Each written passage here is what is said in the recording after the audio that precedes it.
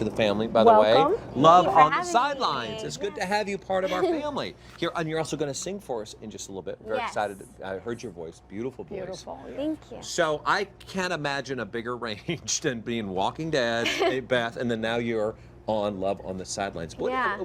On the surface, it looks a big difference. Is there a big difference in playing the two?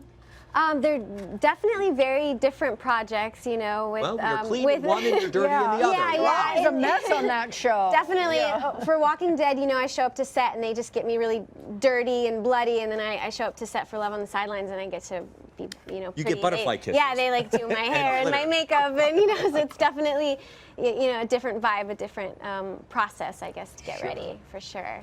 Now you play. Go ahead. Sorry, you were going to jump in? No, I was going to ask you in the movie that you play, and Joe Theismann, isn't it? We had mentioned Yes. it. Yeah. You are hired as an assistant.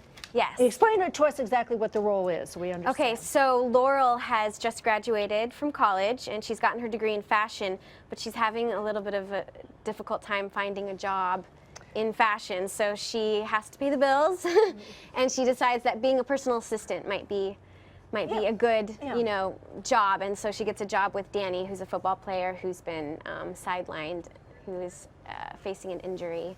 And they don't get along. They don't get along. They don't get along very well. Does she know a lot about? Well, she doesn't know very much about football, first of all. Oh. So that makes, you know, the communication. And he doesn't know much about women, right? Right. He also just doesn't like girls and doesn't want a girl assistant. Right. So is making things really, really difficult for Laurel to do a good job. This is you, your character, trying to convince the boss you're perfect for the job. Okay. Let's look. Okay, look, that's my car, and I have a really busy day, so if you Which don't mind, is I why you appreciate the need me. enthusiasm, but I really is not gonna Bottom work. line is I really need this job. Which means I will put my heart and soul into it, and you will not be sorry. You're not the type that cries easily, are you? Only when I watch The Notebook.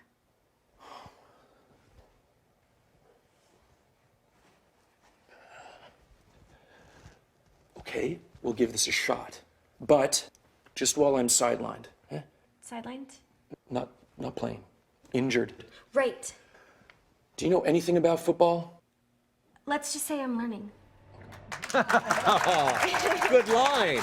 Good line. If I you're bet going to get a job. yeah, by the end of the movie, you probably know a lot about football. Yeah. She's like, yeah, sure. You know about music, which we're learning about. Your new album is called It's called This Is War. That's pretty heavy for somebody so just light and beautiful and soft like you. Have you had that experiences in life? No, but with this album in particular, well, I wrote one song, that's the title song, This Is War, and then I kind of realized I wanted the whole album to be in that same theme. And my last album was called Expired Love, and it was about kind of saying goodbye to relationships and really mourning the loss of those relationships. And this album, I wanted to feel more like it was in the middle of something, you know, like I was still like really fighting for something or sticking up for my point of view. So all of the songs sort of, I hope, have that feel, you know, not necessarily in a bad way, but maybe even in just like oh, this is really awesome, like let's make this work. Positive. You know, yeah. Yes. Well, now that you're a Hallmark family member, we never want you to leave, which leads me into your song, which is Never Leave L.A. Never leave. Yes. Right? Yes. This is about you not leaving town and sticking it out. Well, when I wrote this song, I didn't live in LA yet, and I sort of had this fantasy that I would like fall in love with someone in LA, and then that would be the reason to just like pick up my life and like Never live there leave and LA? and never leave LA. So. Except for on vacation, right? Yes. Okay. All right, you guys want to hear this? Yes. All right, so do I. So does Christina. Take it away. So I've got my friend Adam Tressler here, and he's going to play guitar for me today. Welcome, Adam.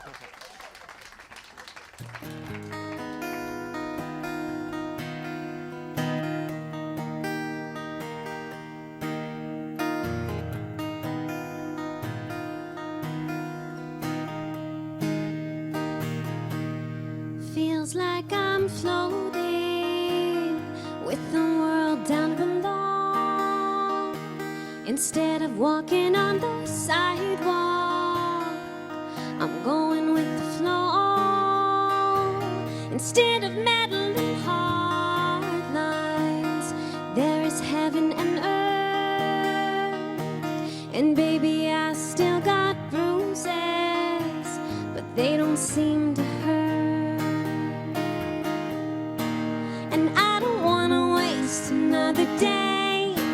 Have you got room for my suitcase? So baby, call me over, beg me to stay, and I'll never leave L.A. Or maybe it's the sunshine or the tall palm trees. Maybe it's your light blue eyes that got me weak in the knees. But baby, I don't need strong legs for just swimming in the sky.